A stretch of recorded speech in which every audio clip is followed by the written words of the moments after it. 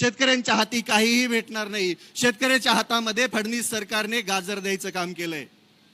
आणि कोणी बोललं की एक तर त्याच्यावर गुन्हे दाखल होतात, एक तर त्याचे अकाउंट बंद होतात आणि त्याला जेलमध्ये डांबल्या जातं. शेतकऱ्यांच्या हितासाठी बोलत असताना काही भांडवळ परत अजून खाली कमेंटमध्ये बोलतात की हे फक्त स्टंट चालू आहे वगैरे वगैरे. एक दोन दिवस उपाशी येऊन बसा की. 4-5 तर भांडवळ सोडलेत सरकारने. अक्षरशः संविधानिक पदावरती असताना भिकार चोटासारखं बोलतात, हे दलिंदरासारखं. अरे तुमच्या मनामध्ये एवढी नीचता भरलेली आहे, तुम्ही माणसं नाहीत, राक्षस आहात. तुमच्याकडून शेतकऱ्यांचं भलं होईल याची अपेक्षाच नाहीये. पण आम्ही पण खमकेत, आम्ही पण शेतकरी आहेत. आम्ही आतापर्यंत आमचं रुमणं त्या अवतावरती धरून 2 फूट आतमध्ये आऊत खुपसलंय शेतामध्ये. आमच्या शेतीची मशागत केली आहे. तेच रुमणं काढून, तेच रुमणं हातामध्ये घेऊन तुमच्या डोक्याची आणि तुमच्या ढुंगणाची मशागत करायला आम्हाला वेळ लागणार नाहीये. आमच्या आसुडाचा आवाज ऐकला तर तुमच्या कानातून रगात निघल. त्यामुळं सुधरा, या 2 अटी मागे घ्या. सर्वसामान्य शेतकऱ्याला कर्जमाफीचा लाभ भेटू द्या. बँकांचे वसुली एजंट असल्यासारखं वागू नका, अन्यथा याचे परिणाम संपूर्ण महाराष्ट्रभर दिसतील. आज ही मूठ, वज्रमूठ एवढी मोठी होईल की या वज्रमुठीने तुमच्या डोक्यावरती प्रहार केला तर कुठे पाताळाला जाताल समजणार पण नाही. अरे यांना लाजा वाटायला पाहिजेत. देत असताना जरा नीट तरी द्यायचं ना. निकष लावून द्यायचंय तर द्यायचं ढोंग कशाला करायचं. मतांपुरता शेतकरी लय महान असतो यांच्या नजरेमध्ये. पण मतं भेटली, सरकार आलं, सत्तेमध्ये बसले, ढुंगणाखाली खुर्ची भेटली की झालं, शेतकऱ्यांचा विसर पडला. कर्जमाफीचं गुऱ्हाळ मागचं 1 वर्ष चालू आहे माहितीये. आता GR काढलाय. GR काढताना म्हणले की आचारसंहिता झाल्यावर, मग GR बी आचारसंहिता झाल्यावरच काढायचं ना. म्हणजे प्रत्येक वेळेस फक्त फसवायचं, प्रत्येक वेळेस शेतकऱ्याला फक्त तोंडाला पानं पुसायची आणि प्रत्येक वेळेस शेतकऱ्याला फक्त खेळवत ठेवायचं काम. हे काम हे इथलं सरकार करतं, हे पाप आहे. सर्वसामान्य शेतकऱ्याच्या अडचणी काय आहेत काय माहिती यांना. मंत्रालयाच्या AC मध्ये बसून यांना निर्णय घ्यायला काय लागतंय. कधी या आमच्या शेतामध्ये आऊत आणून दाखवतो तुम्हाला काय त्रास असतो ते. देशोधडीला लागलाय शेतकरी आणि त्याच शेतकऱ्यांवरती वार करायचं काम हे सरकार करतंय. या सरकारला धडा शिकवण्यासाठी शेतकऱ्यांना आता एक या. जात धर्म पंथ सगळं बाजूला ठेवा, ते पक्ष बाजूला ठेवा आणि आता एक या. आजपर्यंत शेतकऱ्यांची एकजूट झाली नाही, म्हणून सगळ्यात जास्त अन्याय कोणावरती झाला असेल तर तो शेतकऱ्यावरती झालेला आहे.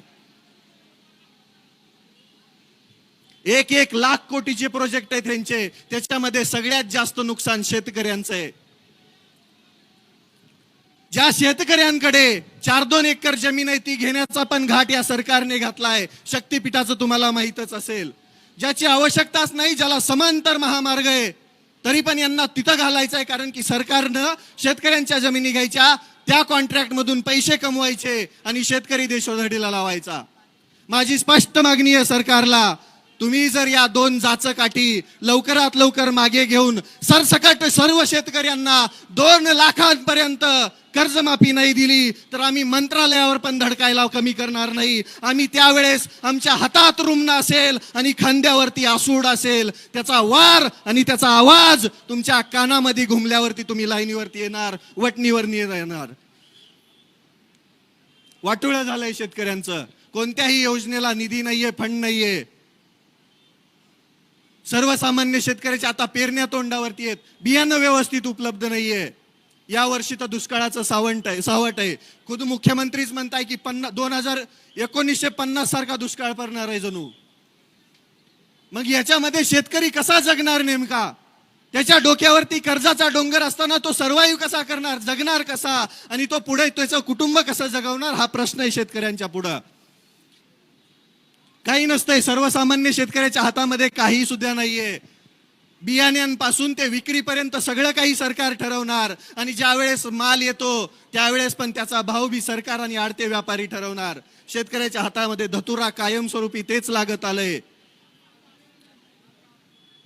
सर्वसामान्य शेतकऱ्यांना लुटायचं काम इथलं सरकार करत असताना आपण शांत बसून चालणार नाही. माझी त्या सर्व महाराष्ट्रातील शेतकऱ्यांना विनंती आहे, आज आमदार रोहितदादा पवारांच्या पाठीमागे उभा राहावं लागेल. 3 दिवसापासून पोटात अन्नाचा कण नाहीये.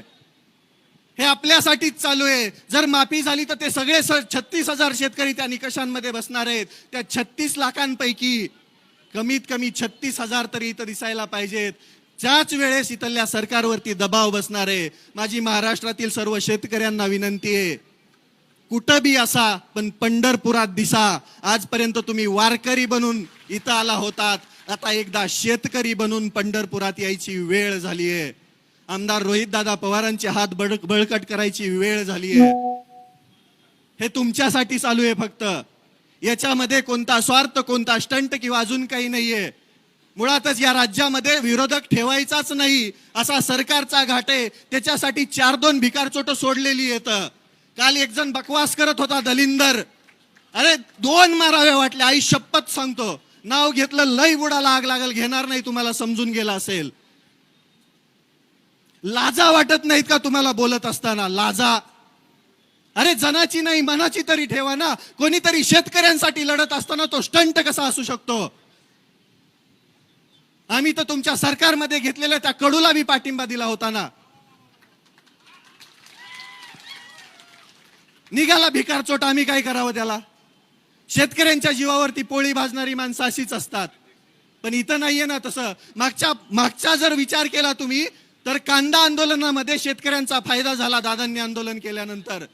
मग या आंदोलनाचा पण फायदा शेतकऱ्यांना होणार आहे, हा विश्वास आहे आम्हाला. आणि आम्हाला माहिती आहे की हे स्वाभिमानाचं रक्त आहे, हे शेतकऱ्यांसाठी लढणारं रक्त आहे. म्हणून आमचा जाहीर पाठिंबा दादाला आहे. आता माघार नाही. जोपर्यंत या 2 जाचकाठी सरकार रद्द करत नाही, जोपर्यंत सरसकट सर्व शेतकऱ्यांना 2 लाखांपर्यंत कर्जमाफी सरकार देत नाही, तोपर्यंत आम्ही माघार घेणार नाही. आता आम्ही शांततेमध्ये आहोत. आता आम्ही शांत बसून आहोत. याचा अर्थ असा नाही की आम्ही शंड आहोत.